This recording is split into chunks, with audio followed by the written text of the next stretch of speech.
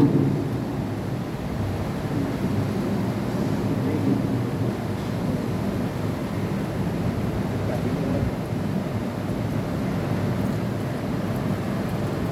الحمد لله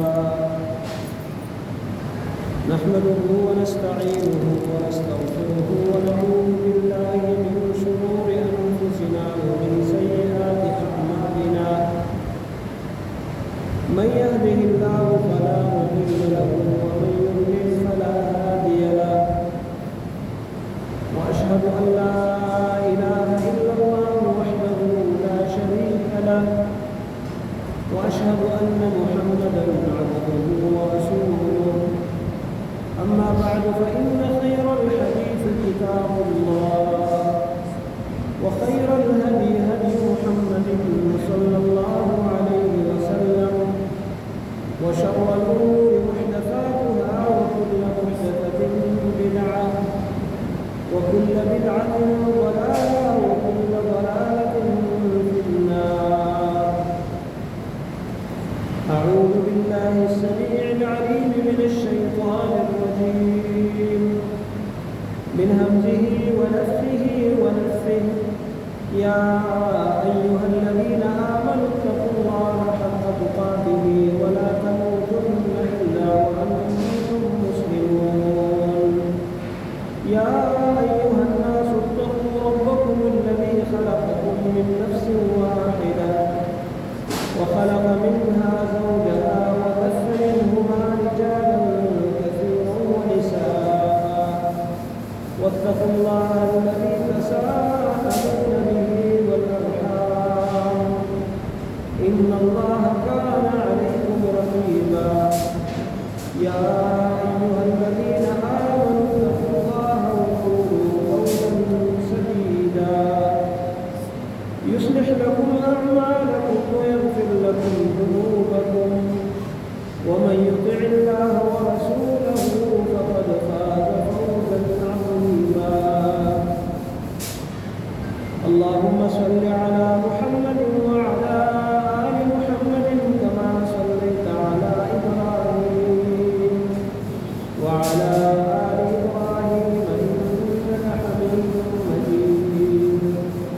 اللهم بارك على محمد وعلى آل محمد كما باركت على إبراهيم وعلى آل إبراهيم إنك حميد مجيد.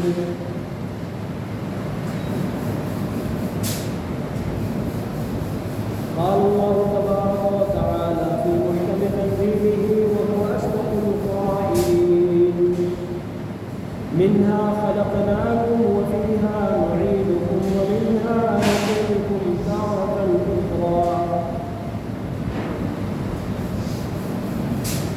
جنائز یعنی کسی مسلمان فوت کو دنیا سے جانے کے بعد تدفین کے حوالے سے، اس کی نماز جنازہ کے حوالے سے، اس کو کفن پہنانے کے حوالے سے اور اس کے قبرستان لے جانے کے حوالے سے کچھ گفتگو آپ سن چکے تھے. مزید اس موضوع کو آگے بڑھاتے ہوئے جنازوں کے متعلق چند اہم باتیں آج بھی عرض کرنا چاہتا ہوں. پچھلے خطبہ جمعہ میں یہ وضاحت کی جا چکی تھی کہ مسلمان پر جو حقوق ہیں ان حقوق میں سے ایک یہ ہے کہ جب مسلمان فوت ہو جائے تو دوسرے مسلمان جو اس علاقے کے رہنے والے، اس کے عزیز اور اقارب اور دیگر مسلمان، ان کو چاہیے کہ وہ اپنے مسلمان بھائی یا بہن کے جنازے میں شرکت کریں، اور یہ شرکت صرف اللہ کی رضا کی خاطر ہو. اس پر بہت بڑا اجر اللہ رب العالمین دیتا ہے، جس کا تذکرہ پچھلے خطبہ جمعہ میں آپ سن چکے تھے. اب جنازہ یہ اللہ کے رسول صلی اللہ علیہ وسلم کے فرامین کے مطابق فرض اور ضروری ہے، لیکن یہ فرض عین نہیں بلکہ فرض کفایہ ہے. اگر تمام مسلمان کسی مسلمان کی نماز جنازہ چھوڑ دے تو سارے گناہگار ہوں گے اس علاقے کے لوگ، لیکن اگر کچھ ادا کر لے اور کچھ شریک نہ ہو سکے تو جنہوں نے ادا کیا ہے باقیوں کی طرف سے فردیت ادا ہو جائے گی، اس کو کہتے ہیں فرض کفایہ۔ لیکن جنہوں نے ادا کیا فضیلت اور اجر ان کو ملا، جو شریک نہیں ہوئے وہ اجر سے محروم رہ گئے، البتہ وہ گنہگار نہیں ہیں۔ لیکن کچھ اموات ایسی ہیں جن کی نماز جنازہ پڑھنے نہ پڑھنے دونوں میں اختیار ہے۔ ان میں سے ایک شہداء کے حوالے سے رسول اللہ صلی اللہ علیہ وسلم سے 2 طرح کی حدیثیں منقول ہیں، خاص کر احد کے شہداء۔ نبی کریم صلی اللہ علیہ وسلم نے ان کو ان کے انہی خون آلود کپڑوں میں اور بغیر کفن دیے، بغیر نماز جنازہ ادا کیے اور بغیر غسل کے دفنایا ہے۔ اس بارے میں صحیح احادیث موجود ہیں۔ صرف آپ صلی اللہ علیہ وسلم نے صحابہ کرام کو حکم دیا کہ ان کے جسم سے لوہا الگ کر دو۔ اگر کسی کو دشمن کی طرف سے کوئی تیر لگا ہے، کوئی نیزہ جسم میں پیوست ہو کر وہ پھنس گیا ہے، یا اس کے اپنے جسم پر اس نے پہنے ہوئے زرہ وغیرہ یا دیگر ہتھیار ہیں، وہ اس سے اتار دو، اور اس کے علاوہ جو اس کے اپنے کپڑے ہیں ان کپڑوں کو ان کے جسم پر رہنے دو، اور ان کو اسی طرح خون آلود کپڑوں میں بغیر غسل دیے، بغیر کوئی اور کفن دیے دفنا دو۔ اور یہ صحیح حدیث سے ثابت ہے۔ اگرچہ کچھ روایت میں یہ بات بھی آئی ہے کہ نبی کریم صلی اللہ علیہ وسلم نے حمزہ رضی اللہ عنہ کو آگے رکھا اور ان کے ساتھ باقی شہداء میں سے ایک ایک کو لا کے رکھتے رہے، ان کی جنازہ ادا کرتے رہے، لیکن یہ روایت سند کے اعتبار سے وہ پچھلی روایتوں کی مناسبت سے کمزور ہے۔ ہاں، ایک صحیح روایت صحیح بخاری میں ملتی ہے کہ ان شہداء کی شہادت کے 8 سال بعد یہ ہجرت کے دوسرے سال کا واقعہ ہے، واقعہ احد، غزوہ احد، اور آپ صلی اللہ علیہ وسلم ہجرت کے 10ویں سال، اپنی زندگی کے آخری سال، آپ صلی اللہ علیہ وسلم ایک دفعہ اپنے گھر سے نکلے، آپ نے شہداء احد کی نماز جنازہ ادا کی اپنے مسجد میں، اور اسی سے شہداء کی نماز جنازہ کا ثبوت دیا جاتا ہے۔ تو بہرحال یہ دونوں طرح کی حدیثیں ملتی ہیں کہ شہداء کی جنازہ ادا کی جائے یا ادا نہ کیا جائے، بغیر جنازے کے ان کو دفنایا جائے، اس لیے کہ ان کے گناہ اللہ تبارک و تعالیٰ ان کی شہادت کی وجہ سے، ان کا خون اللہ کے راستے میں گرنے کی وجہ سے معاف کر دیتا ہے۔ حدیث میں ہے، رسول اللہ صلی اللہ علیہ وسلم فرماتے ہیں، الشہید یغفر له کل شیء الا الدین، شہید اپنی قربانی اللہ کے سامنے اللہ کے دین کے لیے پیش کرنے والا، اس کا کوئی بھی گناہ باقی نہیں رہتا، اس کے سارے گناہ بخش دیے جاتے ہیں۔ ایک گناہ ہے جس کو اللہ نہیں بخشتا، وہ کیا ہے؟ الا الدین، قرضہ، کیونکہ وہ اللہ کا حق نہیں، وہ بندے کا حق ہے۔ جب تک صاحب قرض، صاحب حق وہ معاف نہ کرے، انسان اللہ کے راستے میں شہید بھی ہو جائے، اس کا یہ قرضہ معاف نہیں ہوتا۔ اس کے علاوہ جو اللہ کے حقوق ہیں وہ معاف کر دیتا ہے۔ اور ایک شرک ہے، شرک جس کی کوئی معافی نہیں ہے۔ اگر انسان شرک کی حالت میں فوت ہو جائے، توبہ کیے بغیر فوت ہو جائے، باقی مسلمان ہیں، اللہ پر ایمان لائے ہیں، شرک چھوڑ چکا ہے، توحید کا عقیدہ ہے، اللہ کے راستے میں لڑتا ہوا شہید ہو گیا، اس کے سارے گناہوں کو اللہ معاف کر دیتا ہے۔ جب اس کا گناہ نہیں، اس کی نماز جنازہ پڑھنے کی کوئی بڑی ضرورت نہیں۔ اور شہداء کی قسمیں ہیں، یہ حکم صرف اس شہید کے بارے میں ہے جو میدان معرکہ میں شہید ہو جائے۔ کفر اور اسلام کی لڑائی ہے، اس دوران دشمن کی طرف سے مارا جائے اور قتل کیا جائے، یہ وہ شہید ہے جس کو اسی خون آلود کپڑوں میں دفنایا جائے گا، اس کو غسل دیے بغیر دفنایا جائے گا، اس کی نماز جنازہ اگر نہ پڑھے تو کوئی حرج نہیں۔ اور نبی علیہ السلام نے فرمایا میرے امت کے شہداء 5 ہیں. فرمایا جل کر مرنے والا شہید ہے، ڈوب کر مرنے والا شہید ہے، بلندی سے گر کر یا اس کے اوپر سے آبادی گر جائے دب کر مرنے والا وہ بھی شہید ہے، اور جو طاعون کی بیماری میں مر جائے وہ بھی شہید ہے، وبائی مرض میں فوت ہونے والا. اور فرمایا جو پیٹ کی بیماری میں اور بعض روایت میں وہ خاتون جو حمل کی وجہ سے یا اس کی ولادت اور ڈیلیوری کی وجہ سے فوت ہو جائے وہ شہید ہے. یہ شہداء ہے. لیکن یہ وہ شہداء ہیں کہ جن کو اخروی شہداء کہا جا سکتا ہے، دنیاوی احکام کے لحاظ سے یہ شہداء نہیں. ان کے ساتھ عام فوت شدگان کا معاملہ ہوگا.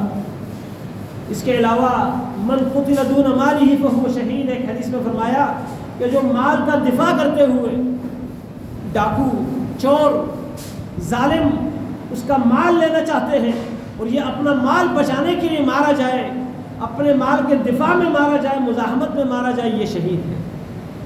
جو اپنے دین کو بچاتے ہوئے مارا جائے یہ شہید ہے. جو اپنی عزت کو بچاتے ہوئے مارا جائے وہ شہید ہے. جو اپنے اہل اور عیال کی حفاظت کرتے ہوئے مارا جائے وہ شہید ہے. یہ وہ شہداء ہے جو دنیا کے شہداء نہیں، اخروی لحاظ سے شہداء ہیں. ان کو شہید کا اجر ملے گا، لیکن دنیا میں ان کی تدفین، ان کی تکفین، ان کو غسل دینا، ان کی نماز جنازہ ادا کرنا یہ عام فوت شدگان کی طرح ہے. تو شہیدی معرکہ اس کی نماز جنازہ اگر ادا کر لی جائے تب بھی جائز ہے، جنازہ ادا کیے بغیر دفنایا جائے یہ بھی جائز ہے. اور ایک کم عمر بچہ، رسول اللہ صلی اللہ علیہ وسلم کے زمانے میں ایسے بچے بھی فوت ہوئے جن کی عمر 6 مہینے ہے، آپ صلی اللہ علیہ وسلم نے جنازہ پڑھائے بغیر ان کو دفنایا ہے. صحیح حدیث میں یہ بات ثابت ہے. اور ایک حدیث میں آپ سے یہ بات بھی ثابت ہے کہ جب بچہ چیخ مارے یعنی زندہ پیدا ہو جائے، زندہ پیدا ہو جائے اس کی نماز جنازہ ادا کی جائے.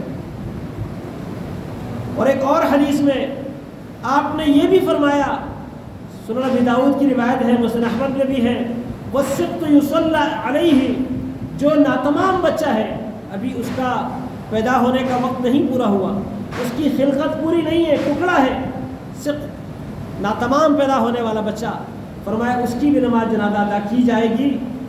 وَيُدْعَى لِوَالِدَيْهِ بِالْمَغْفِرَةِ وَالرَّحْمَةِ، اور اس کے والدین کے لیے بخشش اور رحمت کی دعا کی جائے گی. اس حدیث سے یہ معلوم ہوتا ہے، اور پچھلی حدیثیں یہ 6 مہینوں تک کے بچوں کے نماز جنازہ ادا نہ کرنے والی جو حدیثیں ہیں کہ بچوں کے حوالے سے بھی یہ دونوں طریقے درست ہیں. اگر بچہ جنازہ پڑھائے بغیر دفنایا جائے تب بھی کوئی حرج کی بات نہیں ہے، اس لیے کہ وہ بھی گناہوں سے پاک ہے. اور اگر جنازہ ادا کر لی جائے تو یہ بھی فائدہ ہے. اور جنازے میں خاص طور پر اس کے والدین کے لیے دعائیں کی جائے، بخشش کی اور رحمت کی، جیسے اللہم اغفر لوالدیہ وارحمہما، اے اللہ اس کے والدین کی بخشش کر دے اور ان پر رحم کر دے. اسی طرح حسن بصری رحمہ اللہ وہ بچوں کی نماز جنازے میں یہ دعا پڑھتے تھے، اللہم اجعلہ لنا سلفا وفرتا واجرا، اے اللہ اس بچے کو ہمارے لیے آگے راستہ ہموار کرنے والا اور ہمارے آگے جا کر استقبال کرنے والا. فرد اس کو کہا جاتا ہے جو مسافروں نے اپنے لیے ایک بندہ مقرر کیا ہوتا ہے کہ آپ جائیں ہمارے لیے کوئی پڑاؤ کی جگہ تلاش کریں جہاں اچھی جگہ ہو، سائے کے لیے، بیٹھنے کے لیے، پڑاؤ ڈالنے کے لیے، جہاں پانی کا انتظام ہو، ایسی کوئی جگہ تلاش کر لو، اس کے بعد ہم وہاں جائیں گے. تو جو پہلے سے راستہ ہموار کرنے والا، وہاں انتظار کرنے والا، وہ اجرن اور اجر کا ذریعہ بنا دے، تو یا اللہ اس بچے کو ہمارے لیے جنت میں جانے کا راستہ ہموار کرنے والا، وہاں ہمارے لیے استقبال کرنے والا، وہاں ہمارے لیے اجر کا ذریعہ بنا دے. بہرحال چھوٹے بچے وہ گناہوں سے پاک ہوتے ہیں، ان کے گناہ نہیں لکھے جاتے، اس لیے اگر ان کی نماز جنازہ نہ پڑھی جائے تو کوئی حرج کی بات نہیں، لیکن اگر پڑھ لی جائے تو اس کا فائدہ ہے جنازہ پڑھنے والے کو بھی اور اس میت کے، اس بچے کے والدین کو بھی. تو ایک اس بات کی وضاحت کرنی تھی کہ نماز جنازہ کن لوگوں کی ادا کرنی چاہیے لازمی طور پر، اور کن کی نماز جنازہ پڑھنا نہ پڑھنا دونوں میں اختیار ہے، ایک شہید معرکہ اور ایک چھوٹا بچہ۔ اور یہ بھی بات ثابت ہوئی کہ ناتمام بچے کی بھی نماز جنازہ اگر پڑھی جائے تو اس میں بھی کوئی حرج کی بات نہیں ہے، البتہ اس میں سب لوگوں کو تکلیف اور زحمت دینے کی ضرورت نہیں ہے۔ لیکن عام مسلمان کے جنازے میں نبی علیہ السلام فرماتے ہیں اگر کسی مسلمان کے جنازے میں 40 ایسے لوگ کھڑے ہو گئے جو اللہ کے ساتھ کسی چیز کو شریک نہیں ٹھہراتے، 40 مسلمان کسی میت کے نماز جنازے میں شریک ہوئے اور وہ ایسے لوگ ہوں جو اللہ کے ساتھ شریک نہیں ٹھہراتے، اللہ تبارک و تعالیٰ ان 40 لوگوں کی سفارش قبول کر کے اس بندے کی بخشش فرماتا ہے۔ اس لیے ہمیں یہ کوشش کرنی چاہیے کہ اپنے فوت شدگان کے نماز جنازوں میں زیادہ سے زیادہ لوگوں کو شرکت کی دعوت دے، ان کو شریک ہونے کا موقع دے، اور خود بھی زیادہ سے زیادہ تعداد میں اپنے مسلمان بہن بھائیوں کے نماز جنازہ میں شریک ہوں، کیونکہ نہیں پتہ ہم میں سے کس کی دعا، کس کی سفارش ہمارے فوت شدہ بھائی اور بہن کے بارے میں قبول ہوتی ہے اور اس کی بخشش ہو جاتی ہے۔ اس لیے مسلمان کے نماز جنازے میں اس نیت سے، اس عزم سے، اس ارادے سے کھڑا ہونا چاہیے کہ میں خود تو گناہگار ہوں، مجھے بھی اجر مل جائے گا، لیکن میرے اس فوت شدہ کے لیے یہ ایک سفارش ہے رب العالمین کے ہاں، اور سفارش کرنے والا خود بھی ایسے انداز سے اس کو سفارش کرنی چاہیے کہ وہ قبول ہونے کی قابل بھی ہو، توجہ کے ساتھ، اہتمام کے ساتھ، دل سے وہ اس کے لیے اللہ کے سامنے بخشش کی دعائیں کریں۔ اس لیے تو رسول اللہ صلی اللہ علیہ وسلم نے فرمایا اذا صلیتم علی المیت فاخلصوا له الدعاء، جب تم میت کی نماز جنازہ پڑھتے تو اخلاص کے ساتھ اس کے لیے دعائیں مانگو۔ تو مسلمان کی نماز جنازہ میں اگر 40 لوگ شریک ہوئے، ایسے لوگ جو موحدین ہو، توحید کا عقیدہ رکھنے والے، شرک سے بائیکاٹ کرنے والے ہوں، اللہ تعالیٰ ان توحید والوں کی سفارش قبول فرماتا ہے۔ اسی طرح جنازے میں اللہ کے فرشتے بھی شریک ہوتے ہیں، بعض مسلمانوں کے جنازے میں اللہ کے آسمان کے فرشتے بھی شریک ہوتے ہیں، اور بڑے خوش قسمت لوگ ہوتے ہیں وہ۔ تو فرشتوں کے ساتھ محبت بھی کرنی چاہیے، ان کے عزت و احترام کا اور ان سے حیا کا بھی خیال رکھنا چاہیے، کیونکہ وہ ہمارے ساتھ رہتے ہیں، تنہائی میں بھی ہمارے اعمال نوٹ کرتے ہیں، تو ان کے احترام کا خیال رکھنا چاہیے، ان کو اذیت دینے سے بچنا چاہیے۔ اذیت ان کو کیسے ہوتی ہے؟ جس گھر میں کتا ہو وہاں نہیں آتے، جس گھر میں تصویر ہو وہاں نہیں آتے، جس شخص کے منہ سے بدبو جاتی ہے، بدبو سے ان کو تکلیف ہوتی ہے۔ اس لیے اپنے منہ کو پاکیزہ رکھنا، خوشبودار رکھنا، مسواک کا اہتمام کرنا، یہ ہمارے لیے انتہائی اہم ہے۔ اور اس کے ساتھ ساتھ جنازے کے بعد ایک اہم ترین بات یہ ہے کہ میت کو قبرستان لے جاتے ہوئے، اس کو کندھا دیتے ہوئے، کچھ لوگوں نے یہ بات مشہور کی، اس بارے میں ایک ضعیف روایت پیش کی جاتی ہے کہ جس نے 40 قدم تک کسی میت کو کندھا دیا اس کی بخشش ہو جائے گی۔ یہ حدیث سندن صحیح ثابت نہیں ہے۔ 40 قدم لازمی نہیں ہے، میت کو جتنا ممکن ہو سکتا ہے کندھا دے کے لے چلنا چاہیے، لیکن اس کو دھکیلتے ہوئے، اس کو زیادہ جھٹکے دیتے ہوئے، رش اور لوگوں کو اذیت دینا یہ مناسب نہیں ہے، جیسے پچھلے جمعے میں آپ سن چکے ہیں۔ یہاں پر ایک اہم بات یہ بھی ہے، نبی علیہ السلام فرماتے ہیں، سنن ابی داؤد اور مسند احمد کی حدیث ہے، سنن نسائی میں بھی ہے، آپ نے فرمایا الماشی یمشی خلف الجنازہ وامامہا، کہ جو پیدل چلنے والا ہے وہ جنازے کے ساتھ پیچھے بھی جا سکتا ہے اور آگے بھی جا سکتا ہے۔ میت کے جنازے کے ساتھ جو پیدل چلنے والا ہے وہ آگے بھی جا سکتا ہے اور پیچھے بھی جا سکتا ہے۔ والراکب یمشی خلف الجنازہ، جو پیدل چلنے والا نہیں ہے، سواری پر سوار ہے، وہ آگے نہیں جا سکتا۔ وہ صرف پیچھے پیچھے جائے گا. یہ بھی ایک ادب ہے. اور بہتر طریقہ یہ ہے کہ میت کو کندھوں پر اٹھا کر قبرستان منتقل کیا جائے. اس کے بارے میں حدیث ہے، پچھلے خطبہ جمعہ میں آپ حدیث سن چکے تھے کہ میت کو جب غسل دیا جاتا ہے، اس کی نماز جنازہ ادا ہوتی ہے، وَاحْتَمَلَهَا الرِّجَالُ عَلَىٰ أَعْنَاقِهِمْ، اور لوگ مرد اس کو اپنے کندھوں پر اٹھا لے تو وہ میت کہتی ہے قدمونی قدمونی، مجھے آگے کر دو، مجھے آگے لے جاؤ، مجھے جلدی لے جاؤ، کیونکہ اس کو اپنا ٹھکانہ معلوم ہو چکا ہوتا ہے. تو کندھوں پر اٹھا کر لے جانا یہ سنت طریقہ ہے.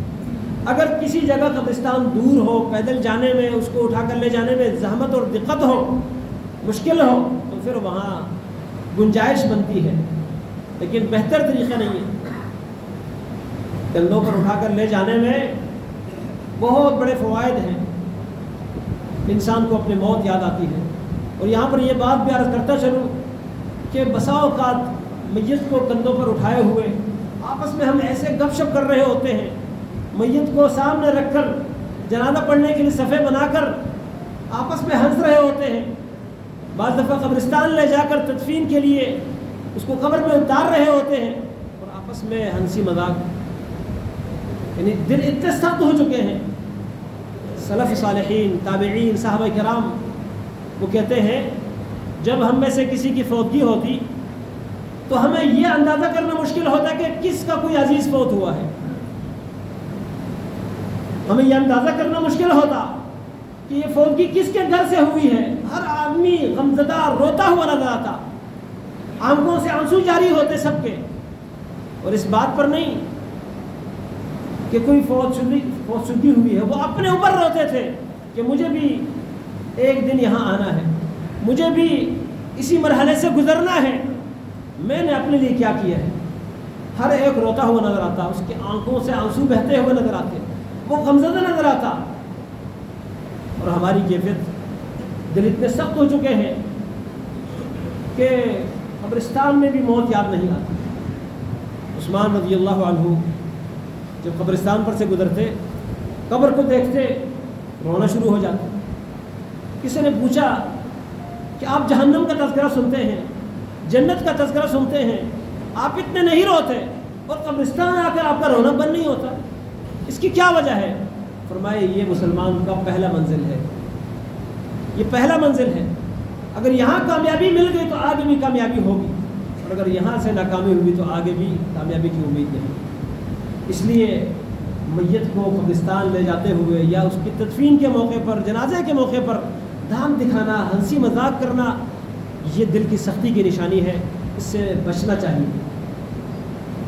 اور میت کو قبرستان لے جاتے ہوئے کندھوں پر اٹھا کر لے جانے میں بہت بڑا انسان کو سبق ملتا ہے کہ میں اتنا بے بس ہوں، جب میری یہ روح نکل جائے میں خود قبرستان آنے کا قابل نہیں رہوں گا، اپنا کپڑا اتارنے کا قابل نہیں رہوں گا، میرے ہاتھ سے گھڑی اتار دی جائے گی، میرے جیب سے موبائل نکال دیا جائے گا، میرے جسم سے کپڑے اتار دیے جائیں گے، میرا نام مجھ سے چھن جائے گا، جس نام کے لیے میں دنیا میں جھوٹ، سچ اور ہر طرح کی بغاوت کرتا ہوں کہ میرا نام باقی رہے، میری عزت رہے، میری ناک رہے.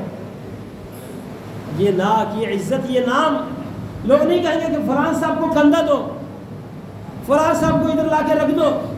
لوگ کہیں گے لاش کو لے آؤ، ڈیڈ باڈی کو لے آؤ، میت کو لے آؤ. نام کہاں گیا؟ جس نام کے لیے ہم بہت کچھ کر رہے تھے وہ کہاں گیا؟ ختم ہو گیا.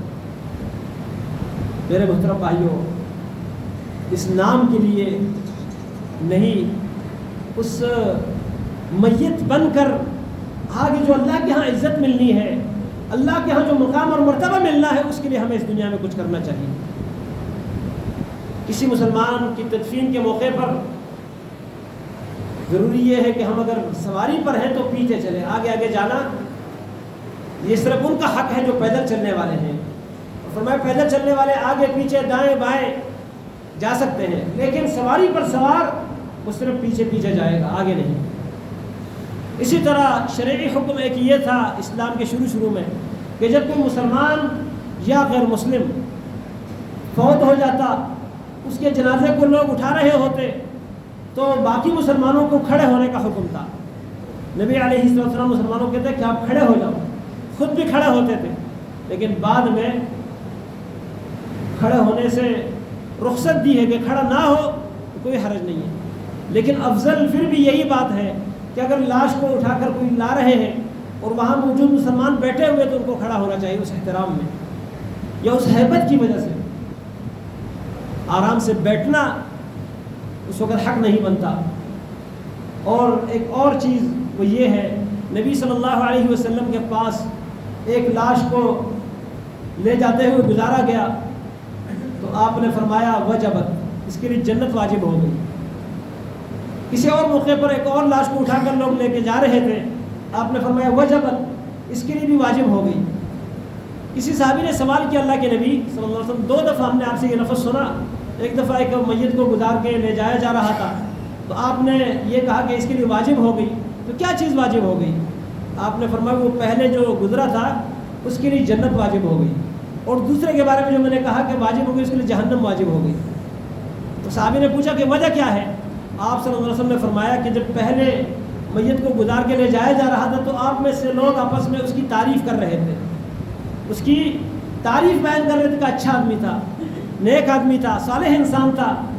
تو آپ اللہ تعالیٰ کے گواہ ہوں، اس زمین میں آپ اللہ تعالیٰ کے گواہ ہوں، آپ کی یہ گواہی نوٹ کی جائے گی.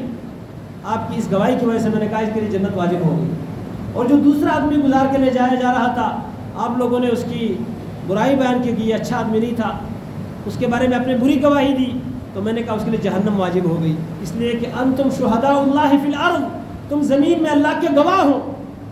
اس لیے یہاں پر یہ بات ذہن میں رہنی چاہیے، اگر کسی میت کی خوبی ہمیں معلوم ہے، اچھائی ہمیں معلوم ہے، تو اس کے مرنے کے بعد اس اچھائی کا تذکرہ کرنا چاہیے کہ اچھا انسان تھا، نمازی تھا، اس کے اندر یہ اچھی صفت موجود تھی. اور اگر کوئی برائی موجود ہو تو اس کا تذکرہ نہیں کرنا چاہیے، اس کو اللہ کے حوالے کر دینا چاہیے، اس کا گواہ نہیں بننا چاہیے. یہ بھی مسلمان فوت شدہ کے حوالے سے ہمارے لائق ایک ذمہ داری ہے کہ ہم اس کی اچھی تعریف کریں، اس کی خوبیاں بیان کریں. اور بعض ضعیف روایت میں یہ بات آئی بھی ہے کہ اپنے مردوں کے محاسن، اچھائیاں یاد کیا کرو. اسی طرح کسی مسلمان کے فوت ہونے کے بعد عام مسلمانوں کی ذمہ داری بنتی ہے کہ وہ دل میں خیرخواہی رکھتے ہوئے اگر کسی کا کوئی قرضہ ہے اس میت کے ذمہ، پہلے تو یہ بات ضروری ہے کہ اپنے اوپر، اپنے کندھوں پر کسی کا بوجھ اٹھا کے دنیا سے نہیں جانا چاہیے. قرضہ ہے تو زندگی میں اس کے اتارنے کی کوشش کرنی چاہیے. اتارنے کی طاقت اور صلاحیت نہیں ہے تو وصیت کر دے اپنے بیٹوں کو، اپنی اولاد کو کہ میں دنیا سے جا رہا ہوں لیکن قرآن کا میرے اوپر قرضہ ہے اور یہ قرضہ آپ نے ادا کرنا ہے. میری وراثت کی تقسیم سے پہلے آپ نے اس کا قرضہ ادا کرنا ہے. اسی طرح اگر آپ کے ذمے اللہ تعالیٰ کا کوئی قرضہ ہے، اللہ کا قرضہ کیا ہوتا ہے؟ کوئی منت مانی ہے، کوئی کفارہ ہے، اس کا کوئی روزہ باقی ہے، فرض روزے باقی ہیں، یا کوئی نفل روزے اپنے اوپر لازم کر دیے ہیں منت مان کر، نظر مان کر، یا کفارے کے کوئی روزے ہیں، کفارے کا کوئی صدقہ ہے، تو آپ نے اپنے ورثاء کو بتانا ہے کہ میرے ذمہ یہ ہے، اس کی ادائیگی کریں. اچھا، پچھلے خطبہ جمعہ میں عرض کر چکا تھا کہ کچھ لوگ جنازہ ادا کرنے کے بعد کھڑے ہو جاتے ہیں، کہتے ہیں اس کے لیے ہیرے اسقاط کرو، اس کی نمازیں اندازے سے کتنی رہ گئی ہوگی، تو وہ نمازیں جو ہیں ان کی تلافی کے لیے کوئی پیسے نکال دیے جائے. میرے محترم بھائیو، قرآن اور سنت کے نصوص کا مطالعہ کرنے سے یہ پتہ چلتا ہے کہ میت کے ذمے اگر روزے ہیں تو ان روزوں کی ادائیگی کا شریعت نے حکم دیا ہے. من مات وعلیہ صوم صام عنہ ولیہ، آپ نے فرمایا جو فوت ہوا اس حالت میں کہ اس کے ذمے روزے ہو تو اس کے اولیاء اس کی طرف سے روزے رکھے، اس کے ورثاء اس کی طرف سے روزے رکھے، کیونکہ روزے رہ سکتے ہیں. وجہ یہ ہے کہ آپ نے روزہ نہیں رکھا بیماری کی وجہ سے، آپ کی امید تھی کہ میں ٹھیک ہو جاؤں گا، رمضان کے بعد جتنے دن کا روزہ رہ گیا میں روزے پورے کر لوں گا، لیکن اللہ نے موقع نہیں دیا، زندہ نہیں رہے، اس بیماری میں فوت ہو گئے. اب وہ روزے آپ کے ذمہ رہے گے.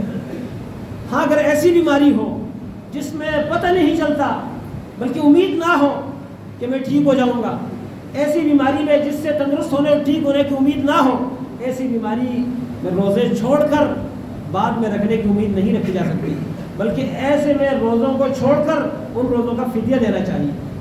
فدیہ ہر روزے کے بدلے میں ایک مسکین کو ایک ٹائم کا کھانا کھلانا، اور اگر ٹھیک ہونے کی امید ہو تو آپ چھوڑ دیں، بعد میں رکھ لیں۔ بعد میں رکھنے کا موقع نہ ملا، اس صورت میں آپ کے ذمہ روزے رہ گئے۔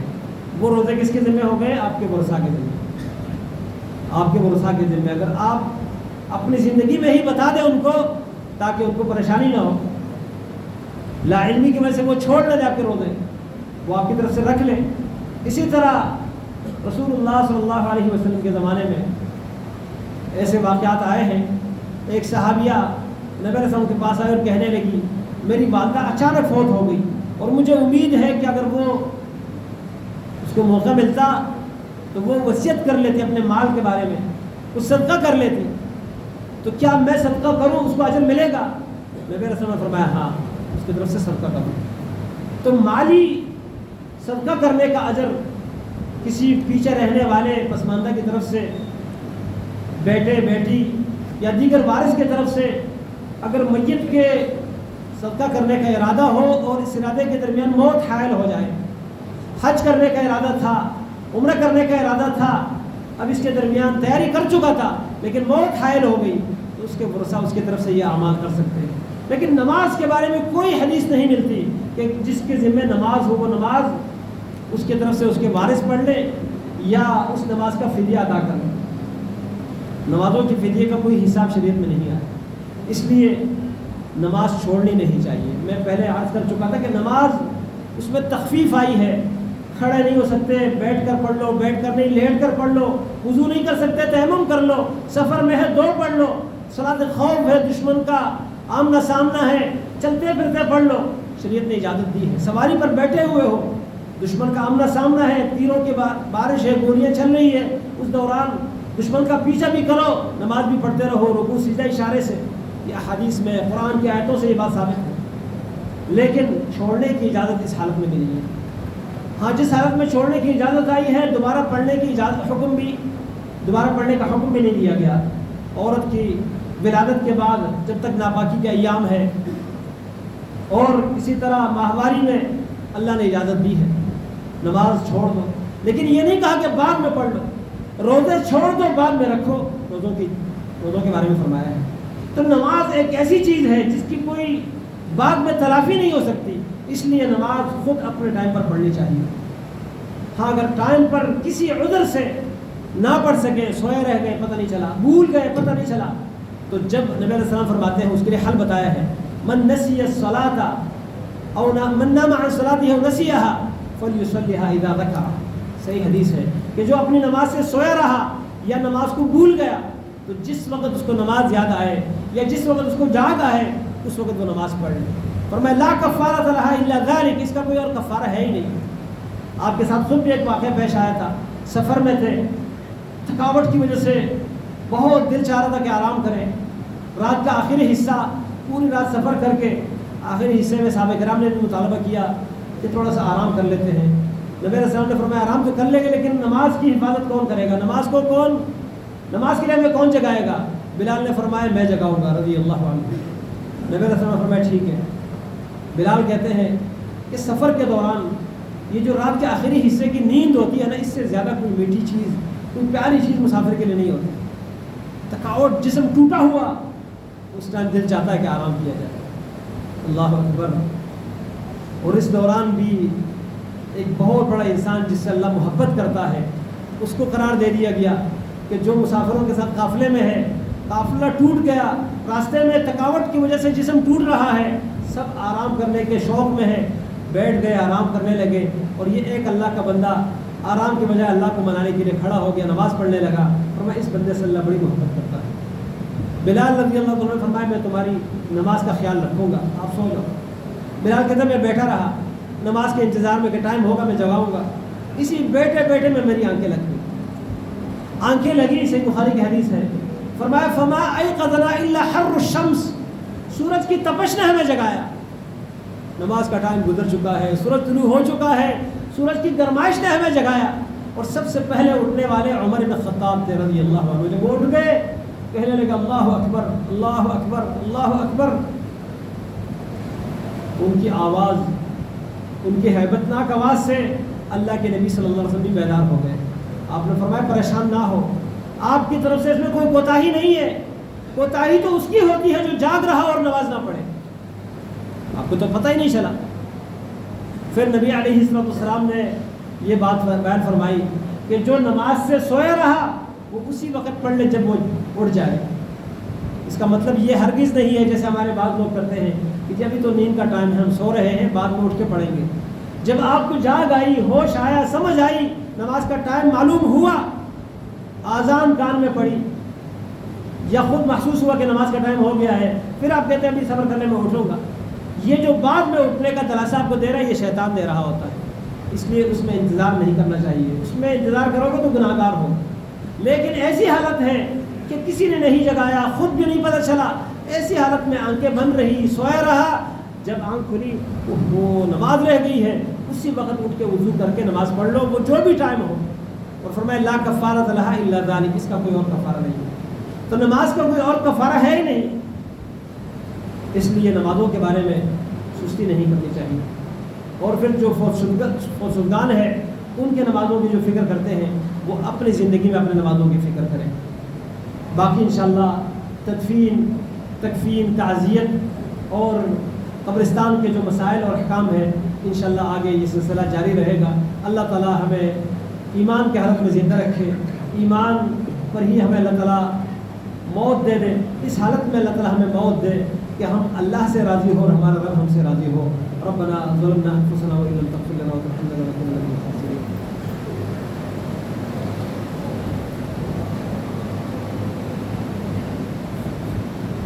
ان الحمد لله نحمده ونستعينه ونستغفره ونعوذ بالله من شرور انفسنا ومن سيئات اعمالنا، من يهده الله فلا مضل له ومن يضلل فلا هادي له، واشهد ان لا اله الا الله وحده لا شريك له، واشهد ان محمدا عبده ورسوله، اما بعد فان خير الحديث كتاب الله، وخير الهدي هدي محمد صلى الله عليه وسلم، وشر الامور محدثاتها، وكل محدثة بدعة، وكل بدعة ضلالة، وكل ضلالة في النار۔ دوران خطبہ